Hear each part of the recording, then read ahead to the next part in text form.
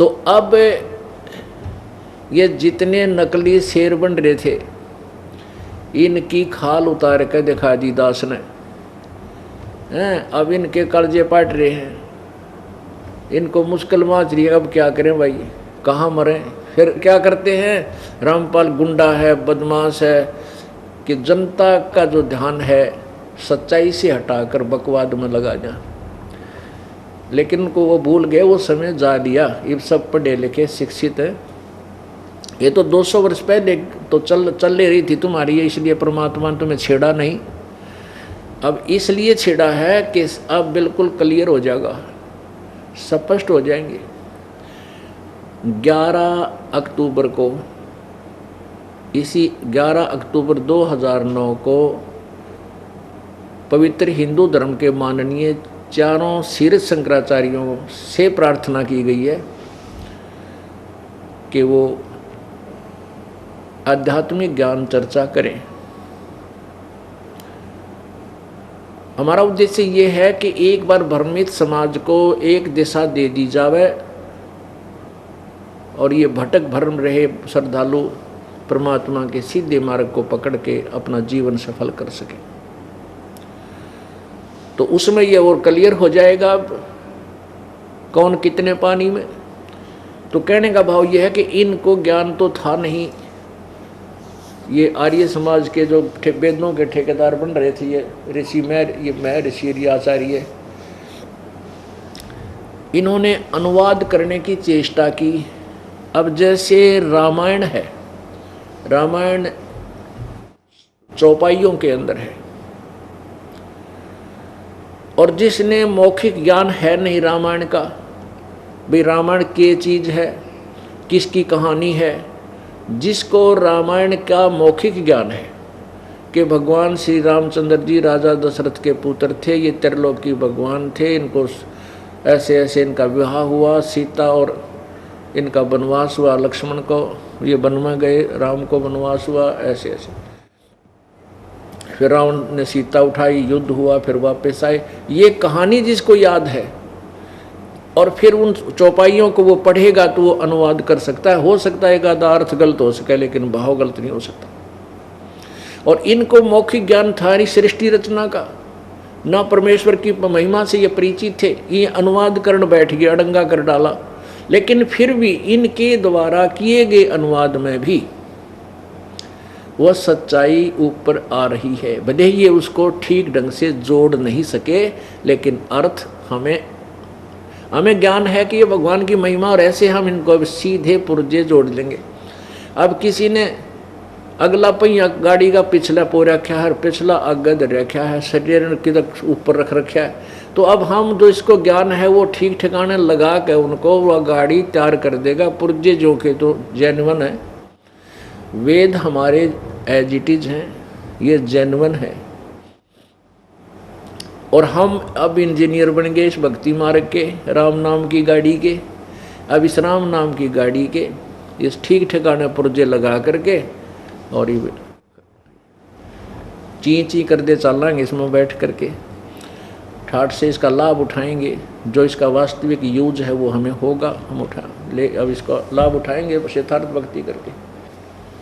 तो एक ये प्रमाणित हो गया कि जब परमेश्वर आते हैं कबीर देव,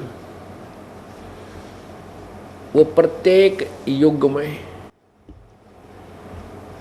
एक ऐसी लीला करते हैं और उनका वो नाम पूरे युग में वही लीला उनकी प्रसिद्ध रहती है, उन्हीं का नाम वो विशेष प्रसिद्ध रहता है। वैसे तो वो अन्य समय में भी आते रहते हैं और कुछ समय के लिए रहकर घंटा 2 घंटा, दिन 2 दिन, फिर चले जाते हैं, सहस्री आते हैं, सहस्री जाते हैं।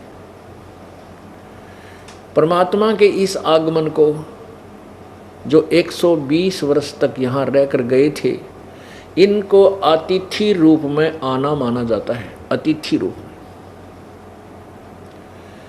परमात्मा साकार है, मनुष्य सदृश्य है। अभी तक हमें परमात्मा को निराकार बताया गया था, हम परमात्मा को निराकार ही सुना करते थे। और फिर ये भी सुनते थे कि परमात्मा पूरे ब्रह्मांडों का रचयिता है, सब उसी ने सब संसार रचा है। तो पुण्यात्माओं निराकार कैसे रचेगा? निराकार इंजीनियर, निराकार यानी जो साकार नहीं है, तो कोई एक पेचकस बना के दिखा दो मैं, और तो जहाज बनाना बहुत बड़ी बात है, एक पेचकस बनवा दो उस निराकार इंजीनियर पे। पुण्यात्माओं परमात्मा साकार है। अब देखो कितना सुंदर शरीर प्रत्येक प्राणी का बनाया, और जिस अंग की जहां आवश्यकता थी वहीं लगाई, जहां दो की आवश्यकता थी दो लगाए, एक नाक बंद हो जाए दूसरे में और सांस का जुगाड़ मुंह भी, नाक भी बंद हो जाता मुंह से, यानी कितना हर तरह सूझबूझ से उस मालिक ने यह पुतला बना के हमें दिया। तो क्या बगैर सोच समझ के, बगैर किसी वो साकार के ये बना सकता है?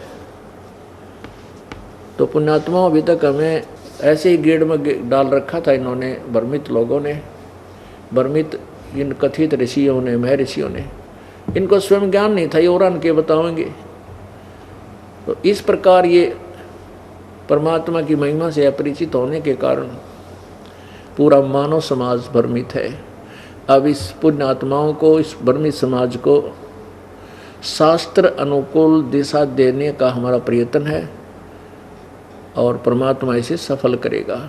हम उनसे बार बार प्रार्थना करते हैं, परमात्मा बहुत युग बीत गए, काल का दाव लगा हुआ है, और परमेश्वर ने स्वयं भी 600 वर्ष पहले जब वो आए थे जुलाहे रूप में, यहाँ एक तत्वदर्शी संत की भूमिका कर रहे थे, तब स्वयं भी बताया था कि कलयुग में एक समय जब ये पिछली पीढ़ी आएगी, उस समय समाज शिक्षित होगा, और उस समय इस तत्व ज्ञान को सार्वजनिक किया जाएगा। पूरा विश्व परमेश्वर कबीर जी के ज्ञान का लोहा मानेगा, पूरा विश्व स्वीकार करेगा, पूरे विश्व में शांति होगी। और ये हाहाकार मच रही है, आपसी प्यार रहा नहीं, माया माया दिखाई देती है, धन धन दिखाई देता, ना भाई ना बहन दिखता, ना रिश्तेदारी दिखाई देती है, ना माता पिता की तरफ कोई श्रद्धा और आस्था या कोई भाव नहीं रहा। वो इसी तरीके से समाप्त होगा।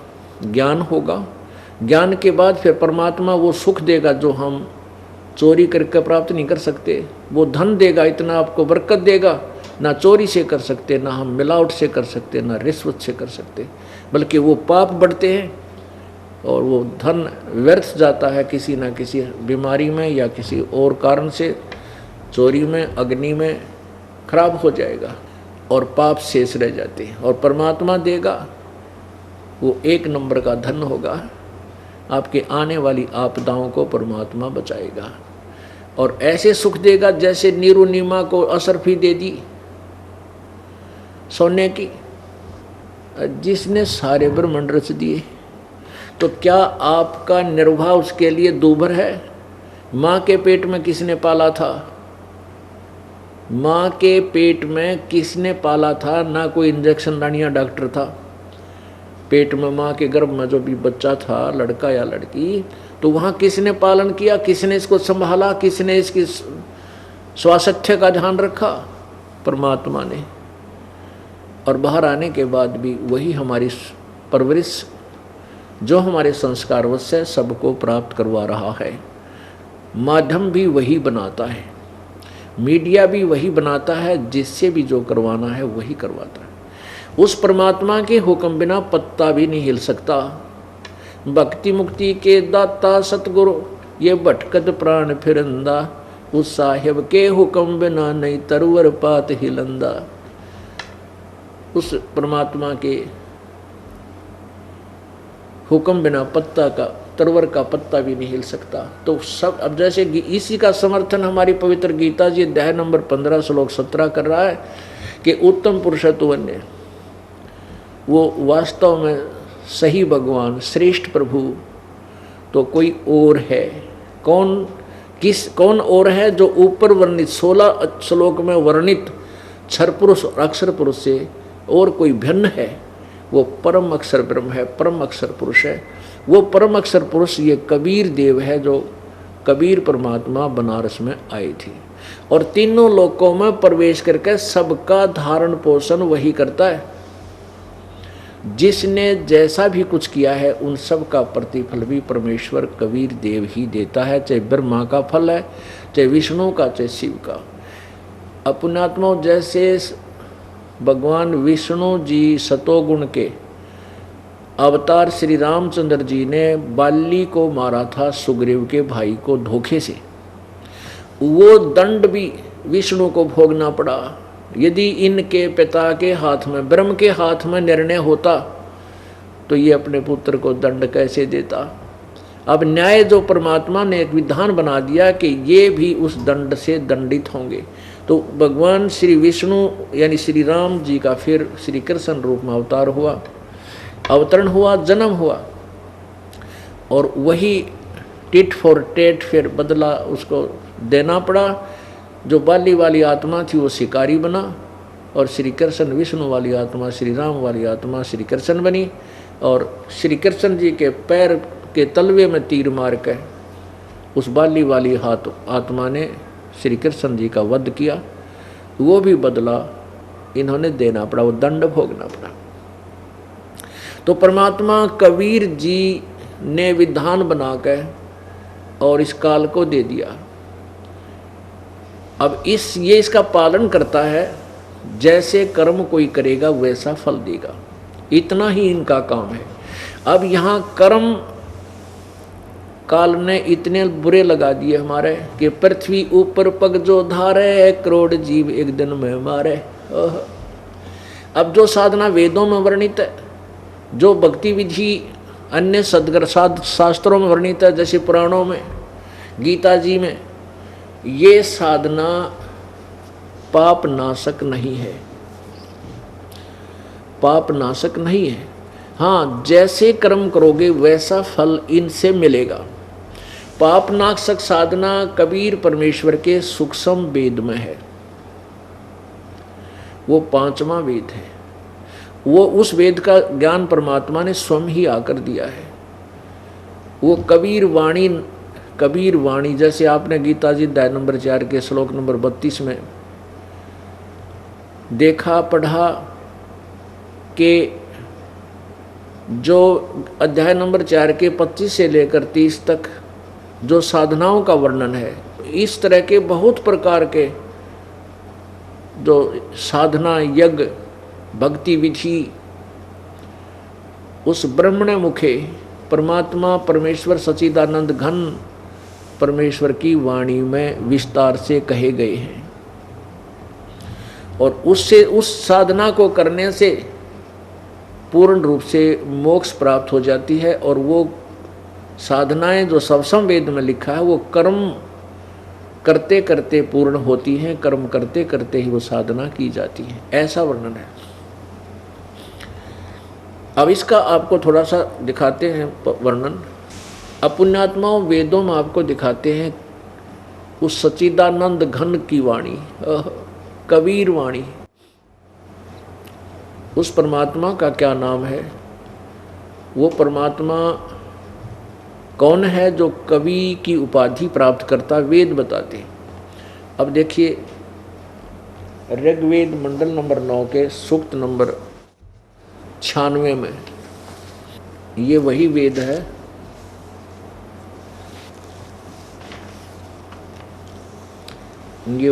है सर्वाधिक देसी कार्य प्रतिनिधि सभा, महर्षि दान भवन, रामलला मैदान, नई दिल्ली। ऋग्वेद आर्य भाषा भाष्य, महर्षि दयानंद सरस्वती कृत, मुद्रक prince offset printers, 1510 Pataudi house Daryaganj. अब देखना मंडल नंबर 9 सूक्त नंबर 96 और मंत्र नंबर 16 में अब इन्हीं के अनुवाद को पढ़ेंगे। हे परमात्मन, गुहम, गुहम माने सर्वोपरि रहस्य, ये ब्रैकेट में संस्कृत है, यहाँ अनुवाद हिंदी है। चारू माने श्रेष्ठ, नाम, नाम जो तुम्हारी संज्ञा है आप उसका ज्ञान कराएं।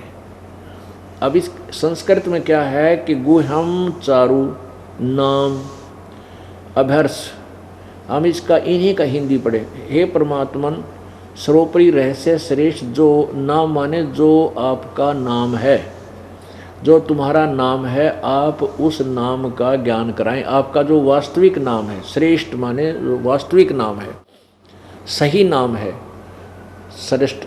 अब संस्कृत स्पष्ट बता रही है, गोयहम चारु नाम अभ्यर्ष, ये अनुवाद कर रहे हैं, हे परमात्मन सर्वोपरि रहस्य श्रेष्ठ, जो नाम माने जो आपका नाम है, संज्ञा है, आप उस नाम का ज्ञान कराएं, ये होना चाहिए। अब 17वें में वो ज्ञान कराया है, वो ना भगवान का के नाम है। देखो इसी के 17वें श्लोक में ये कराया है। 9वें जाए मंडल नंबर 9 का सुख 96 मंत्र 17, 16 आपने पढ़ लिया थोड़ा सा, जितनी हमें आवश्यक है। अब ये है शिशुम। अब ये वहीं से बात प्रारंभ हुई कि जब परमात्मा शिशु, वो पूर्ण परमात्मा प्रत्येक युग में शिशु रूप यानी बालक रूप धारण करके प्रकट होता है, और जब वो छोटे बच्चे की परवरिश रूप में कुंवारी गांव से उनकी परवरिश होती है। ये तो 9वें अध्याय के मंडल नंबर 9 के सूक्त नंबर 1 मंत्र नंबर 9 ने क्लियर कर दिया। अभी उसी 9वें ही मंडल में ऋग्वेद के मंडल नंबर 9 के सूक्त नंबर 96 में और मंत्र नंबर 17 में अब क्या बताया है। 16 में कहा कि आपका वो नाम क्या है वास्तविक, जो बालक रूप धारण करके परमात्मा एक आते हैं, तो उसका वास्तविक नाम क्या है। तो 17वें में बताया कि जो शिशु रूप शिशुम व शिशु रूप में जो परमात्मा प्रकट होता है, उसमें वो क्या करता है कि अपने तत्व ज्ञान को लेकर स्वयं ही प्रकट होता है, और अपने तत्व ज्ञान को लोकोक्तियों के माध्यम से, कविताओं के माध्यम से उच्चारण करता है ऊंचे ऊंचे स्वर में, गरज गरज के। और परमात्मा यही बताते हैं, चारों युग में संत पुकारे कूक कहा हम हेल रे। कूक माने आवाज लगा के ऊंची, हेल माने हेला देकर, आवाज देकर। चारों युग में संत पुकारे और कूक कहा हम हेल रे, हीरे माणक मोती बरसे ये जग चुगता ढेल रे। तो परमात्मा भी अपने आप कहते हैं कि चारों युग में हम ना के पुकार के कहा कि ये है तत्व ज्ञान, ये है वास्तविक साधना, लेकिन ये अनजान आत्माएं काल के दूतों के द्वारा भ्रमित की हुई, वो कंकर पत्थर उठा रहे हैं, आन उपासना रूपी कंकर पत्थरों के थैले भरे फिर रहे हैं, और हम जो तत्व ज्ञान रूपी अमृत हीरे मोती बरसा रहे हैं, इस वास्तविक ज्ञान को, वास्तविक साधना को स्वीकार नहीं करते। परमात्मा कहते हैं, पर भी लेन जात है दुनिया, हमारा ज्ञान किने न सुनिया। पर भी लेन जाते हैं, देखा ट्रेन जाती थी, वहाँ जाती हैं जो पर भी लाग जाएगी तो ग्रहण हो, वहाँ पाप कटेंगे। ट्रेनों में बैठे ऊपर नीचे बराबर में लटक कर डंडा गए चपट कर मर जा बेचारे, चाहे मरो चाहे जियो, वहाँ पहुँच जाते हैं उस परबी में स्नान करने के लिए।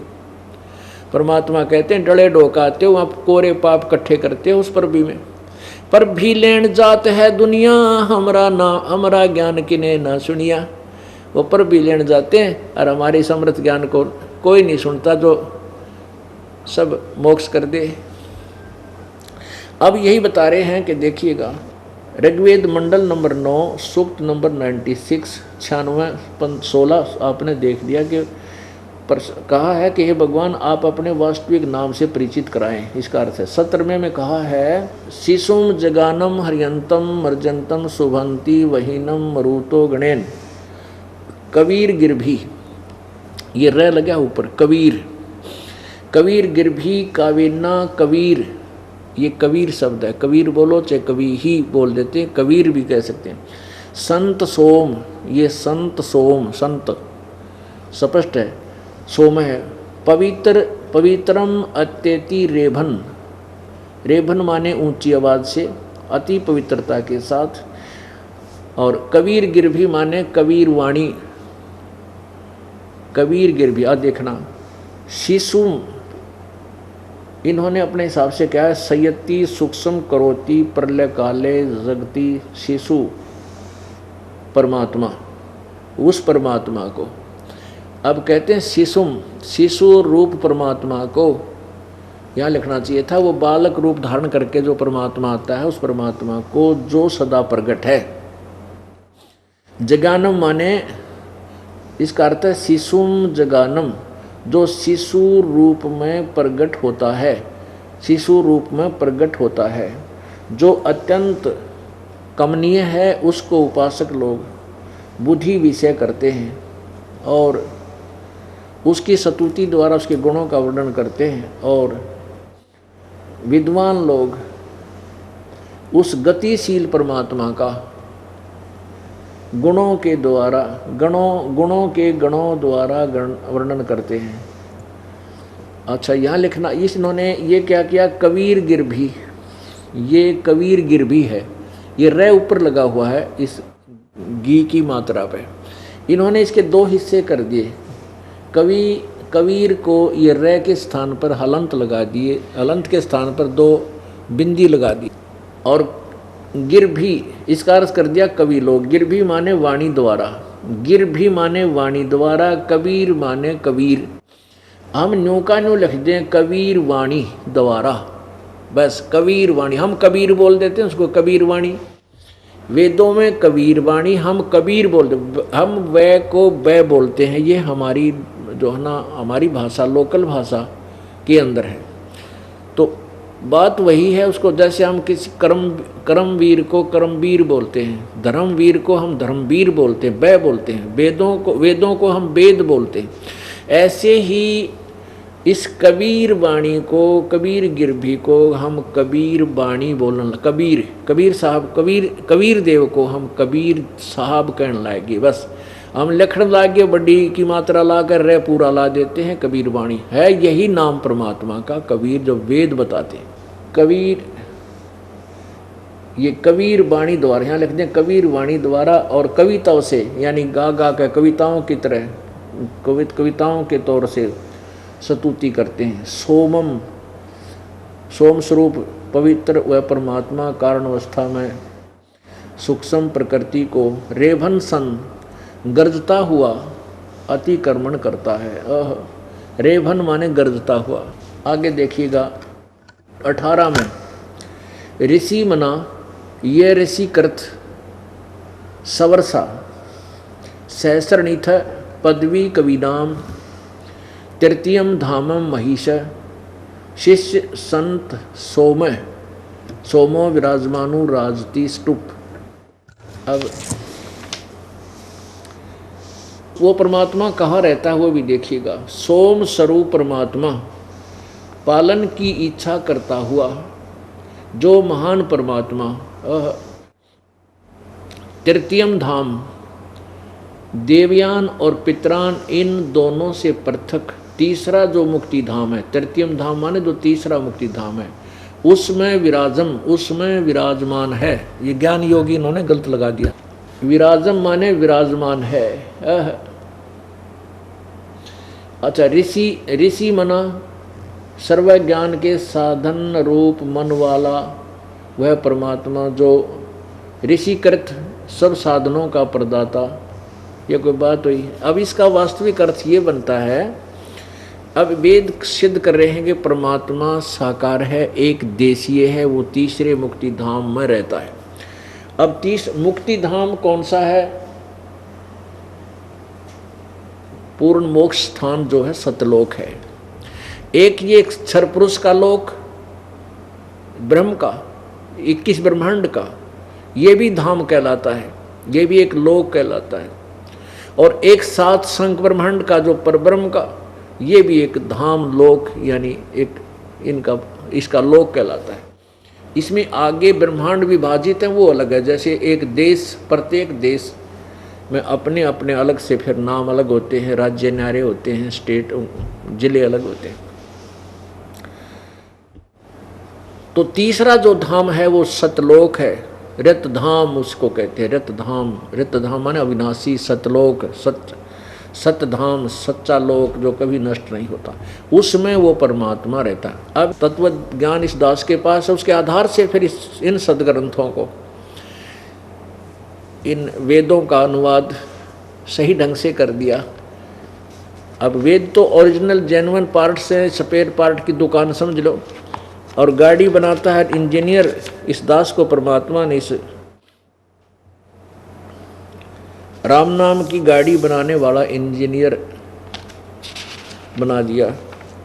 परमात्मा ने सब कुछ दे रखा है, सारा ज्ञान विद्यमान है, उस ज्ञान को केवल अनुवाद ठीक करना है। अब आपको क्लियर करते हैं, थोड़ा कंसेप्ट बहुत क्लियर हो जाएगा। पुण्यात्माओं, आप परमात्मा प्राप्ति वाले विद्यालय में प्रवेश प्राप्त कर चुके हो।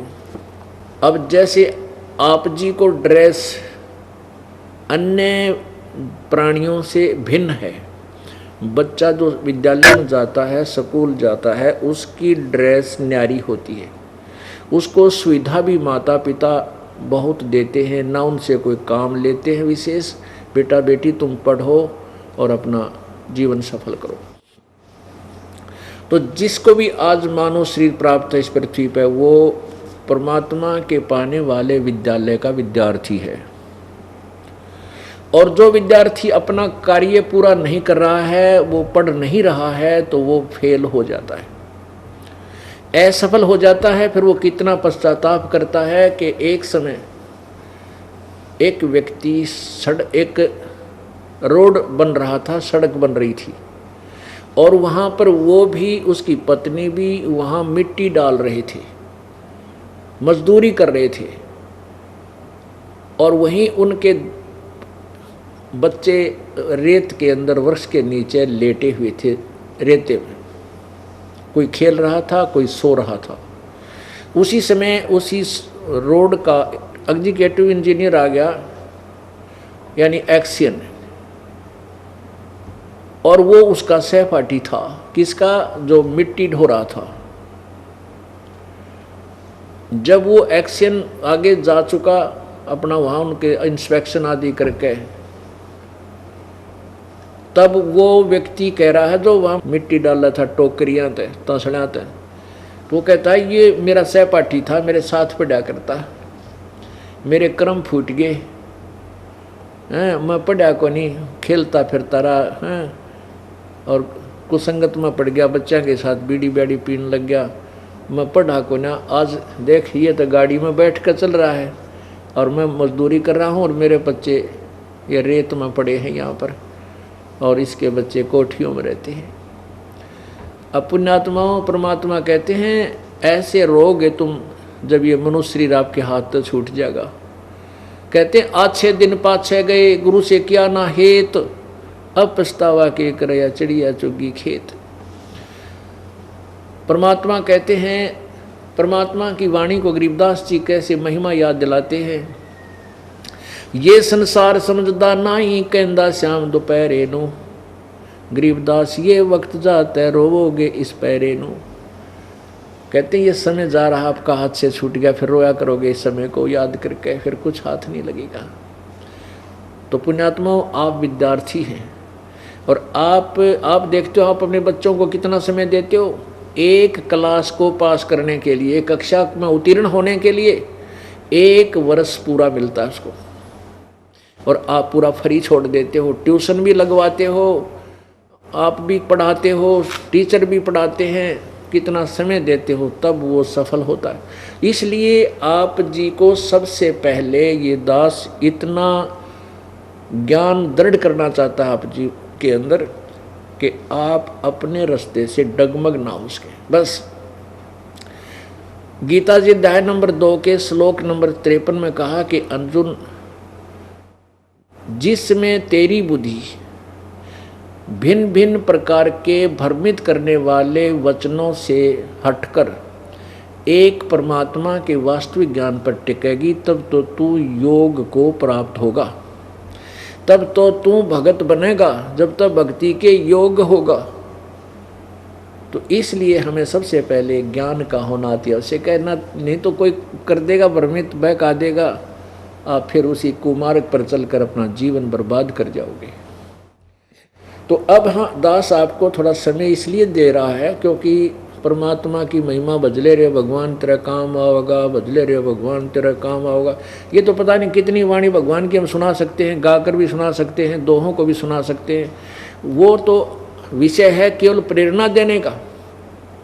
आप पूर्ण प्रेरित हो, आप परमात्मा की खोज में हो, इसलिए आपको ये गूढ़ रहस्य सदग्रंथों के रूबरू करना अति आवश्यक है। जैसे पहली क्लास के बच्चे को जोर जोर से आवाज़ देकर याद कराते हैं, गिनती कराते हैं, पहाड़े याद कराते हैं, a for apple, b for book, और फिर उस बच्चे को आगे क्लासेस में जाने के बाद वो ऐसे नहीं बोलता, फिर तो मन मन में उनका रट्टा लगाता है, गूढ़ रहस्यों पर विचार करता है बहुत अच्छी, फिर अपने गूढ़ रहस्यों में अच्छे ज्ञान को ग्रहण करता है।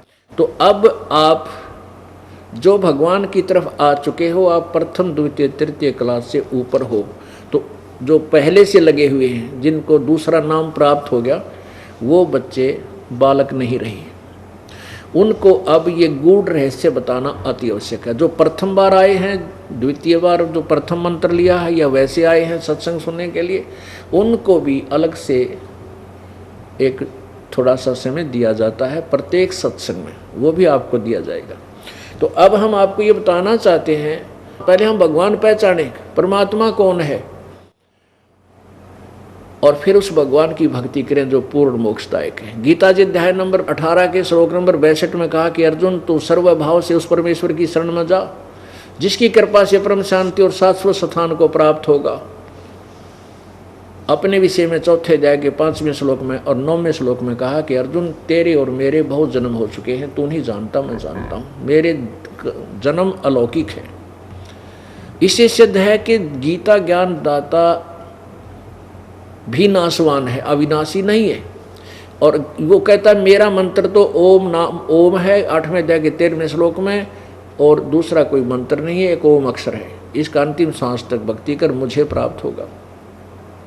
यदि तूने पूर्ण मोक्ष चाहिए, 15वें अध्याय के 4थे श्लोक में कहा कि तत्वदर्शी संत के मिलने के पश्चात तत्व ज्ञान रूपी शस्त्र से, तत्व ज्ञान रूपी शस्त्र से इस उलझे हुए अड़ंगे ने काट कर उलझे हुए ज्ञान को समझकर उसके पश्चात उस परम पद परमेश्वर की खोज करनी चाहिए, जहाँ जाने के बाद साधक फिर लौटकर संसार में नहीं आते, और जिस परमेश्वर ने संसार रूपी वृक्ष की रचना की है, और वही पूजा के योग्य है, नथिंग एल्स।